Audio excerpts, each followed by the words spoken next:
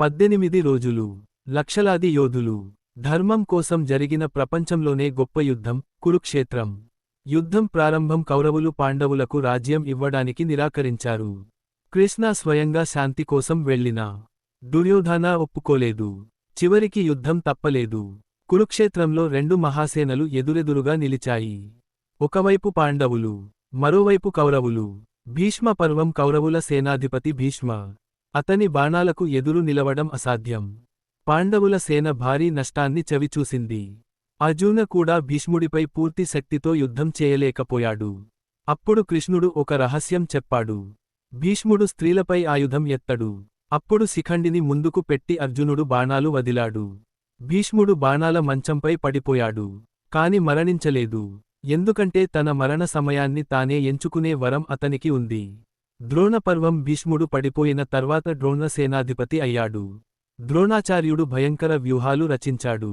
అందులో ముఖ్యమైనది చక్రవ్యూహం. ఆ రోజు యువవీరుడు అభిమన్యు ముందుకు వచ్చాడు.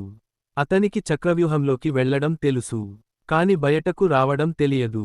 అయినా ధైర్యంగా యుద్ధం చేశాడు. అతను ఒక్కడే అనేక మంది మహాయోధులను ఎదుర్కొన్నాడు. కాని చివరికి కౌరవులు కలిసి దాడి చేసి అభిమన్యుడిని చంపేశారు. ఆ వార్త విన్న అర్జునుడు కోపంతో మండిపోయాడు. రేపటిలోపు జయద్రథుడిని చంపకపోతే నేను అగ్నిలో దూకుతాను అని ప్రతిజ్ఞ చేశాడు. మరుసటి రోజు ఘోర యుద్ధం జరిగింది. చివరికి కృష్ణుడు సూర్యాస్తమయం అయినట్టు మాయ చేశాడు. జయద్రథుడు బయటకు రావడంతో అర్జునుడు అతన్ని సంహరించాడు. కర్ణపర్వం ఇప్పుడు కౌరవుల ఆశ అంతా కర్ణ మీదే ఉంది. కర్ణుడు మహావీరుడు. అతని బాణాలకు దేవతలే భయపడేవారు. కాని అతని జీవితంలో అనేక శాపాలు ఉన్నాయి. యుద్ధంలో అతని రథచక్రం నేలలో ఇరుక్కుపోయింది. అప్పుడు కర్ణుడు యుద్ధం ఆపమన్నాడు. కాని కృష్ణుడు అర్జునుడికి ఇలా అన్నాడు. అభిమన్యుడిని చంపినప్పుడు ధర్మం గుర్తుకురాలేదా? అప్పుడు అర్జునుడు బాణం వదిలి కర్ణుడిని సంహరించాడు. అలా మహావీరుడు కర్ణుడు మరణించాడు. చివరి రోజు ఇప్పుడు కౌరవుల చివరి ఆశ దుర్యోధన.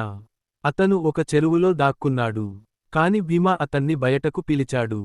ఇద్దరి మధ్య ఘోర గదాయుద్ధం జరిగింది. దుర్యోధనుడు చాలా శక్తివంతుడు.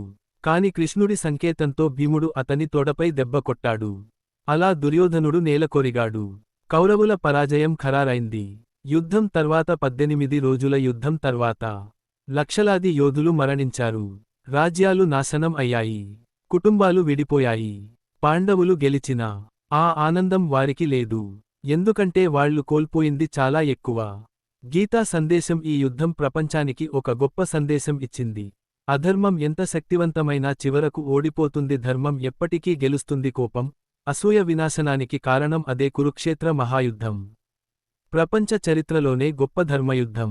జై శ్రీకృష్ణ. కృష్ణ అని కామెంట్ చేయండి. నిప్పు.